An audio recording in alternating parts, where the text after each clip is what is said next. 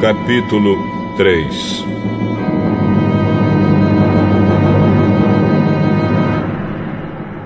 Fazia 15 anos que Tibério era o imperador romano.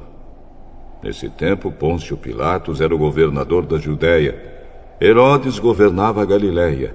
O seu irmão Filipe governava a região da Itureia e Traconites. E Lisânias era o governador de Abilene. E Anás e Caifás eram os grandes sacerdotes.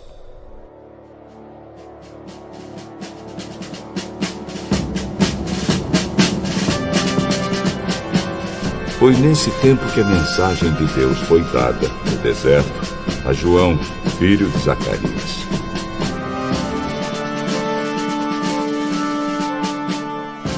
E João atravessou toda a região do Rio Jordão, anunciando esta mensagem: Arrependam-se dos seus pecados e sejam batizados, que Deus perdoará vocês. Isso aconteceu como o profeta Isaías tinha escrito no seu livro.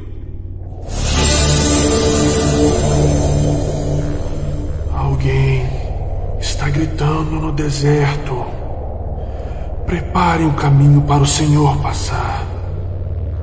Abram estradas retas para Ele. Todos os vales serão aterrados, e todos os morros e montes serão aplanados. Os caminhos tortos serão endireitados, e as estradas esburacadas serão consertadas.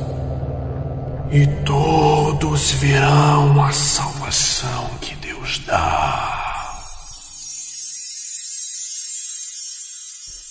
As multidões iam se encontrar com João para serem batizadas por ele.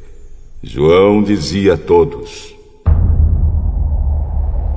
Ninhada de cobras venenosas! Quem disse que vocês escaparão do terrível castigo que Deus vai mandar? Façam coisas que mostrem que vocês se arrependeram dos seus pecados.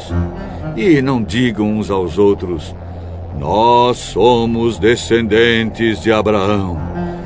Pois eu afirmo a vocês que até destas pedras Deus pode fazer descendentes de Abraão. O machado já está pronto para cortar as árvores pela raiz. Toda árvore que não dá frutas boas será cortada e jogada no fogo.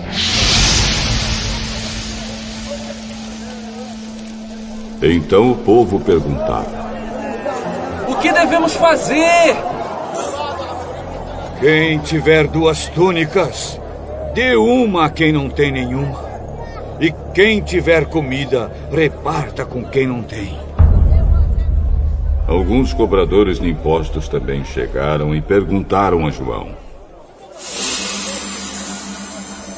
Mestre, o que devemos fazer? Não cobrem mais do que a lei manda. Alguns soldados também perguntavam: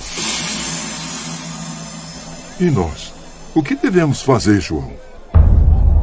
Não tomem dinheiro de ninguém, nem pela força, nem por meio de acusações falsas. E se contentem com o salário que recebem.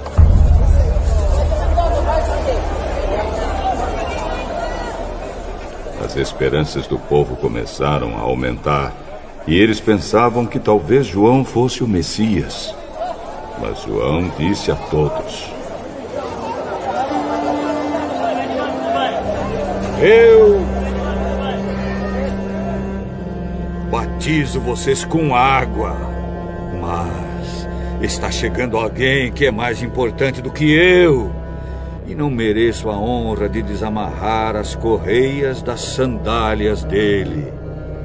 Ele os batizará com o Espírito Santo e com fogo. Com a pá que tem na mão, ele vai separar o trigo da palha. Guardará o trigo no seu depósito, mas queimará a palha no fogo que nunca se apaga.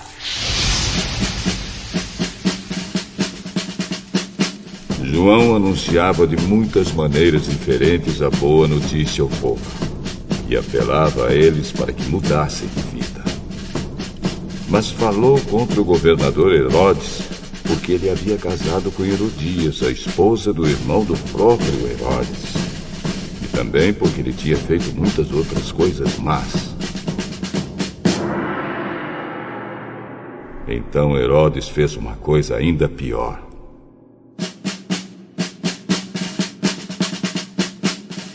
Mandou pôr João na cadeia.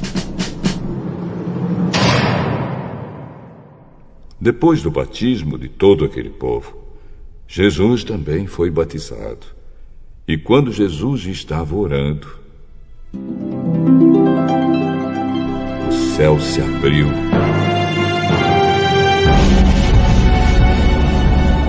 E o Espírito Santo desceu na forma de uma pomba sobre ele.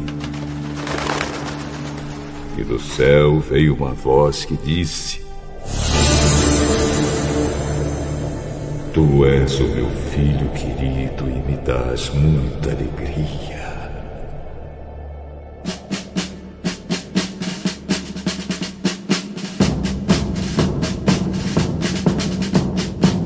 Jesus começou o seu trabalho quando tinha mais ou menos 30 anos de idade.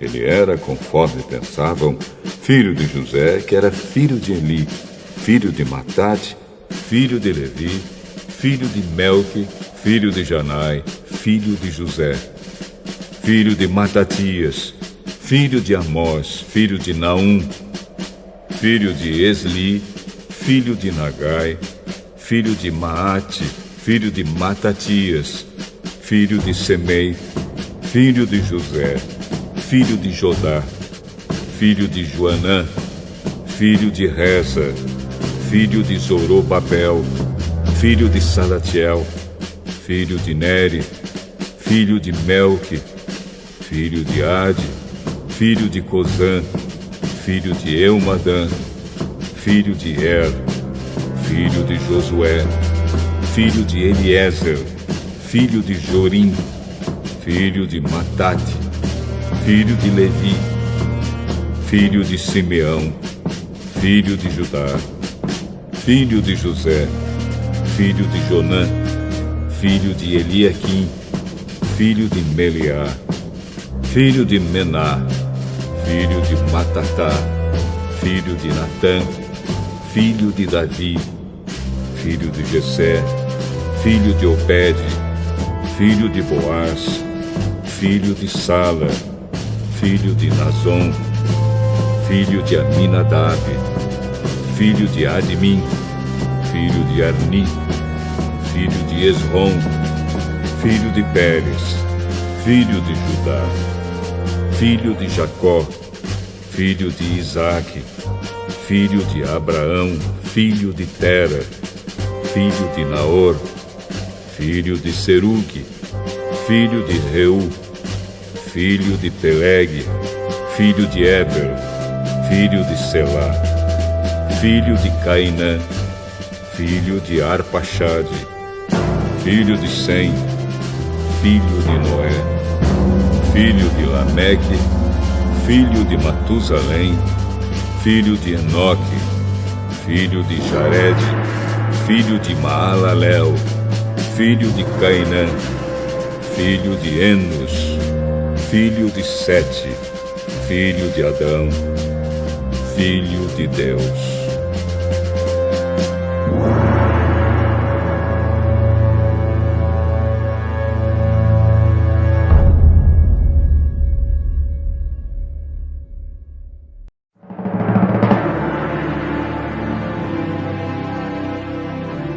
Ezequiel, capítulo 40.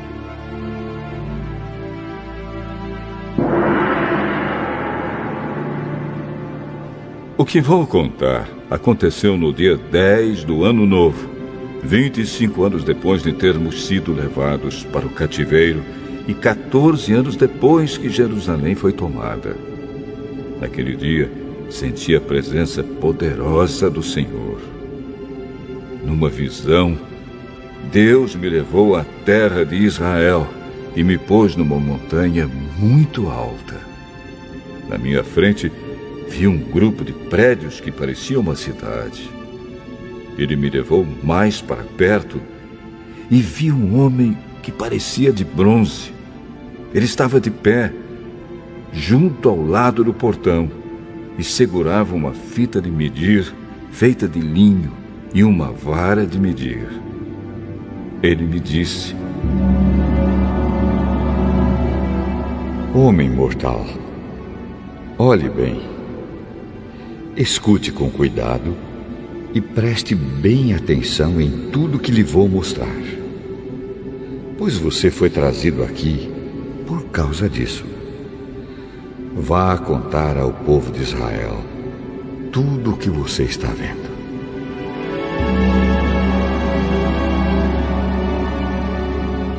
Vi um templo que era cercado por uma muralha.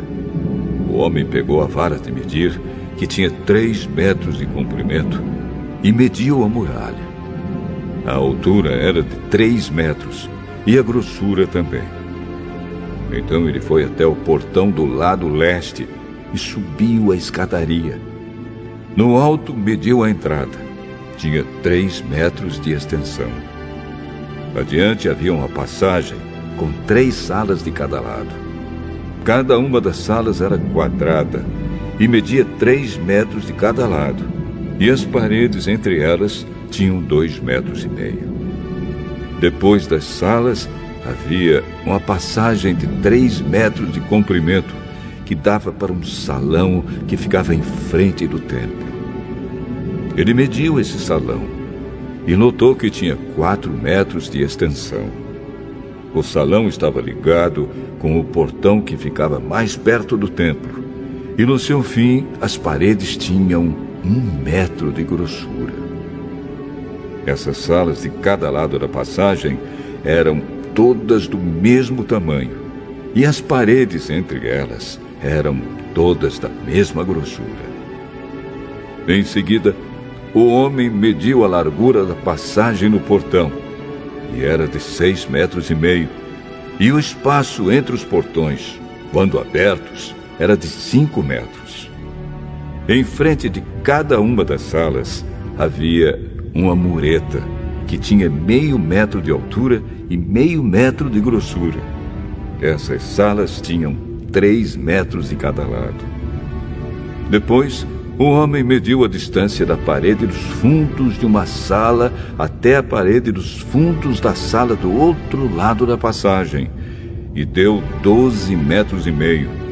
O salão da extremidade dava num pátio. Ele mediu o salão e viu que tinha 10 metros de largura. O comprimento total da passagem, de fora da porta até a parede mais distante, na última sala, era de 25 metros. Havia pequenas janelas nas paredes de fora de todas as salas e também nas paredes de dentro. Figuras de palmeiras estavam gravadas nas paredes de dentro, que davam para a passagem. Em seguida, o homem me levou ao pátio de fora. Havia 30 salas encostadas na parede de fora, e na frente delas havia uma área calçada de pedras, em volta de todo o pátio. O pátio de fora ficava mais baixo do que o pátio de dentro. Havia um portão em nível mais alto que dava para o pátio de dentro. O homem mediu a distância entre os 2 portões, e era de 50 metros. Depois o homem mediu o portão do norte, que dava para o pátio de fora.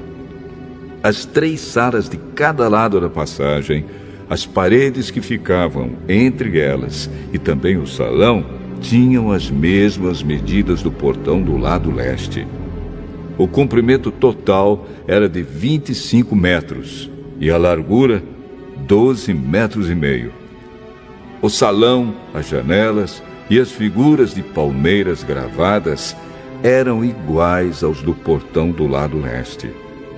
Havia uma escada de 7 degraus que ia até o portão, e o salão estava no fim, de frente para o pátio. Do outro lado do pátio, desse portão do norte, havia uma entrada que dava para o pátio de dentro, igual à do lado leste. O homem mediu a distância entre esses 2 portões e deu 50 metros. Depois, o homem me levou para o lado sul, e lá havia outro portão. Ele o mediu, e era do mesmo tamanho que os outros. Nas salas desse portão havia janelas, exatamente como nos outros. O comprimento total era de 25 metros, e a largura, 12 metros e meio. Havia uma escada de 7 degraus que ia até o portão, e o seu salão também estava no fim, de frente para o pátio. Figuras de palmeiras estavam gravadas nas paredes de dentro que davam para a passagem. Aqui também havia um portão que dava para o pátio de dentro. O homem mediu, e a distância até esse segundo portão era de 50 metros. O homem me levou pelo portão do sul até o pátio de dentro. Ele mediu o portão e era do mesmo tamanho que os outros. As suas salas, o seu salão e as suas paredes de dentro eram iguais aos dos outros portões. Nas salas desse portão também havia janelas. O comprimento total era de 25 metros e a largura, 12 metros e meio. Havia um salão que dava para o pátio de fora, e por toda a passagem havia figuras de palmeiras gravadas nas paredes. Havia uma escada de 8 degraus que ia até esse portão. O homem me levou pelo portão do lado leste até o pátio de dentro. Ele mediu o portão e era do mesmo tamanho que os outros. As suas salas, o seu salão e as suas paredes de dentro tinham as mesmas medidas que os outros portões. Havia janelas em toda a volta e também no salão. O comprimento total era de 25 metros e a largura 12 metros e meio. O salão dava para o pátio de fora e por toda a passagem havia figuras de palmeiras gravadas nas paredes. Havia uma escada de 8 degraus que ia até esse portão. Então o homem me levou até o portão do norte. Ele o mediu e era do mesmo tamanho que os outros. Esse portão também tinha salas, paredes inteiras enfeitadas, um salão e janelas em toda a volta. O comprimento total era de 25 metros e a largura 12 metros e meio. O salão dava para o pátio de fora e por toda a passagem havia figuras de palmeiras gravadas nas paredes. Havia uma escada de 8 degraus que ia até esse portão. No pátio de fora havia uma sala ligada com o portão de dentro. Essa sala dava para o salão que ficava em frente do pátio. Aí eram lavadas as partes dos animais que eram completamente queimados como sacrifícios. Havia 4 mesas, 2 de cada lado do salão. Nessas mesas, matavam os animais que eram oferecidos em sacrifício, não só os que eram completamente queimados, mas também os que eram oferecidos para tirar pecados ou culpas. Do lado de fora do salão também havia 4 mesas, 2 de cada lado da entrada da porta do norte. Assim, havia 4 mesas dentro do salão e 4 fora, ao todo 8 mesas, sobre as quais eram mortos os animais oferecidos em sacrifício. As 4 mesas, em cima das quais se preparavam os animais que iam ser completamente queimados, eram de pedra cortada. Tinham meio metro de altura e 75 centímetros, tanto de comprimento como de largura. Sobre essas mesas eram colocados todos os instrumentos usados para matar os animais que iam ser oferecidos em sacrifício. Em volta das mesas havia abas de 7,5 centímetros de largura. A carne que ia ser oferecida em sacrifício era colocada em cima das mesas. Então ele me levou para o pátio de dentro, onde havia 2 salas. Uma com frente para o sul, ficava ao lado do portão do norte. A outra, com frente para o norte, ficava ao lado do portão do sul. O homem me disse que a sala com frente para o sul era para os sacerdotes que trabalhavam no templo, e a sala com frente para o norte era para os sacerdotes que faziam o serviço do altar. Todos os sacerdotes eram descendentes de Zadok, que era da tribo de Levi. Só eles tinham o direito de entrar na presença do Senhor para servi-lo.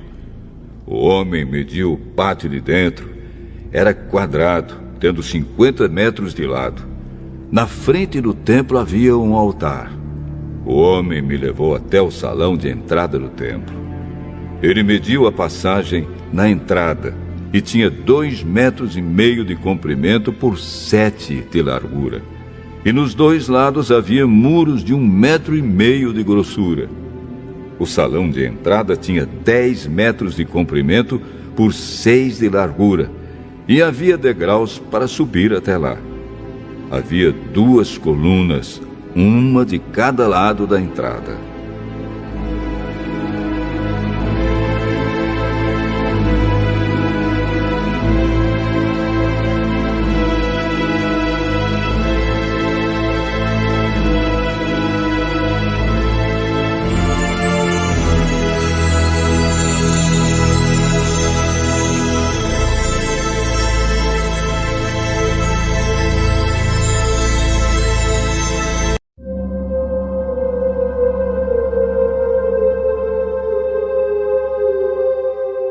Ezequiel, capítulo 41. Depois o homem me levou ao salão central, o lugar santo. Ele mediu a passagem que dava para esse salão e tinha 3 metros de comprimento por 5 de largura, com paredes de 2,5 metros de cada lado. E mediu o salão, que tinha 20 metros de comprimento por 10 de largura.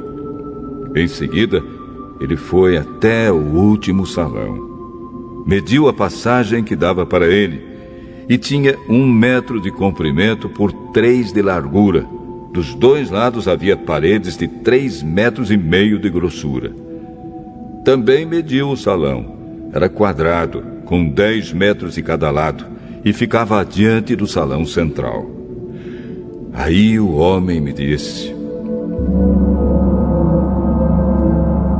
"Este é o lugar santíssimo." O homem mediu a grossura da parede interna do templo e era de 3 metros. Em toda a volta do templo havia uma porção de pequenos cômodos encostados na parede, medindo 2 metros de largura cada um. Esses cômodos estavam em 3 andares, 30 cômodos em cada andar. A parede de fora do templo ia ficando mais estreita em cada andar, e assim os cômodos estavam encostados na parede, mas não eram presos nela. Portanto, as paredes do templo, vistas de fora, pareciam ter a mesma grossura de cima a baixo.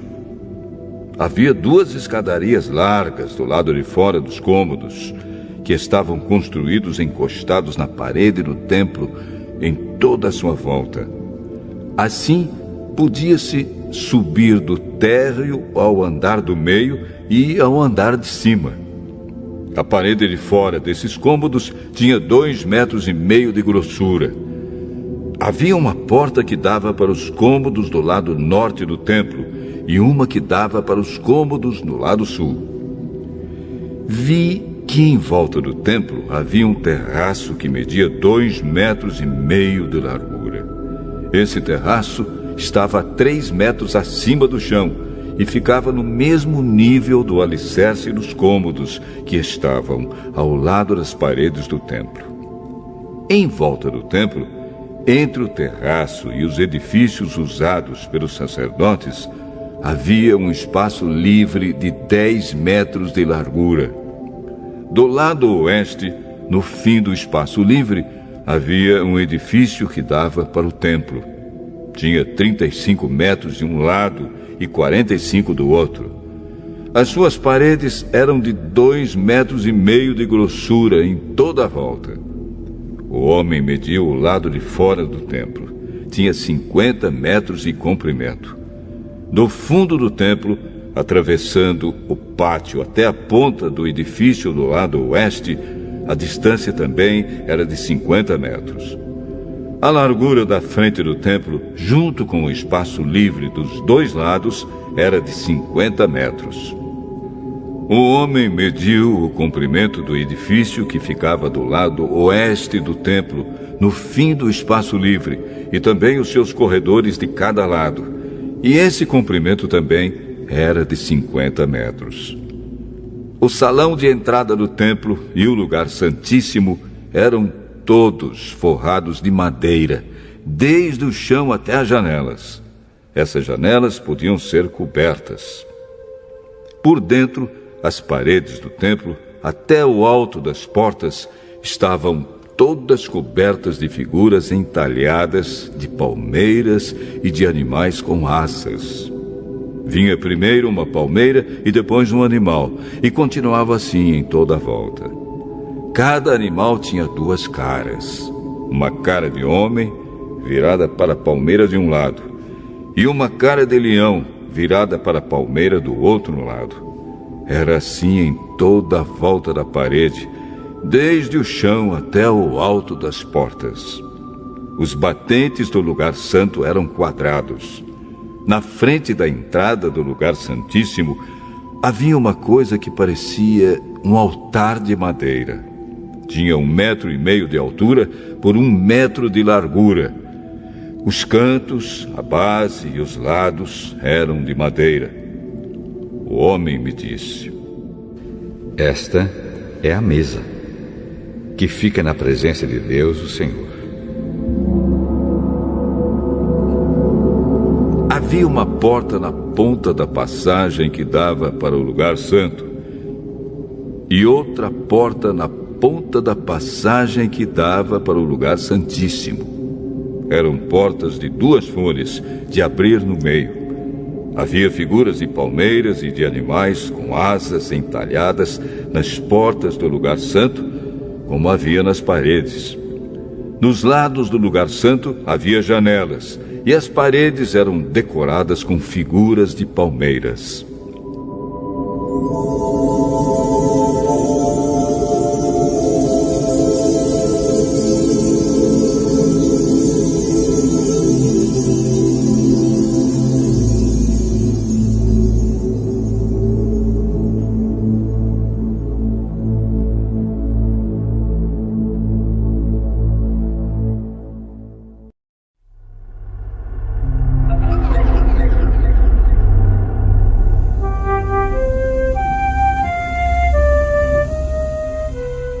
Isaías, capítulo 62.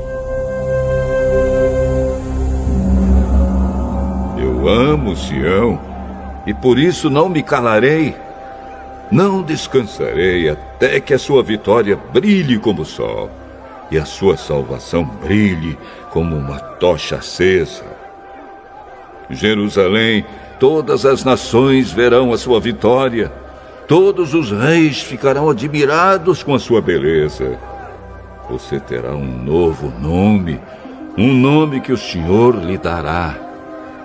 Você será como uma bela coroa que pertence ao Senhor, seu Deus. Nunca mais a chamarão de abandonada, e a sua terra não será mais chamada de arrasada. Você será chamada de minha querida, e a sua terra de minha esposa. pois o Senhor está contente com você e a sua terra será a esposa dele. Assim como um moço casa com a sua noiva, também aquele que a construiu casará com você. Assim como o noivo fica feliz com a noiva, também o seu Deus se alegrará com você. Nas muralhas de Jerusalém, o Senhor colocou vigias que não deverão ficar calados, nem de dia nem de noite. Vocês, vigias, que fazem com que Deus lembre das suas promessas, não descansem, nem deixem que Ele descanse, até que tenha reconstruído Jerusalém, fazendo dela uma cidade elogiada no mundo inteiro. Com seu forte braço direito levantado, o Senhor fez ao seu povo este juramento: nunca mais deixarei que o seu trigo seja comido pelos seus inimigos, nem permitirei que o seu vinho, que vocês fizeram com tanto trabalho, seja bebido por estrangeiros. Vocês mesmos colherão o seu trigo, comerão o pão e louvarão a mim, o Senhor. Vocês mesmos colherão as suas uvas e beberão o vinho nos pátios do meu templo. Moradores de Jerusalém, saiam da cidade e preparem o caminho para o seu povo que está voltando. Aplanem a estrada, tirem todas as pedras e levantem uma bandeira como sinal para que todos os povos saibam o que está acontecendo. Pelo mundo inteiro, o Senhor anunciou esta mensagem: digam ao povo de Jerusalém que o seu Salvador está chegando. Ele traz consigo o povo que ele salvou. Vocês serão chamados de povo santo, o povo que o Senhor salvou. Jerusalém será chamada de aquela que Deus ama, cidade que Deus não abandonou.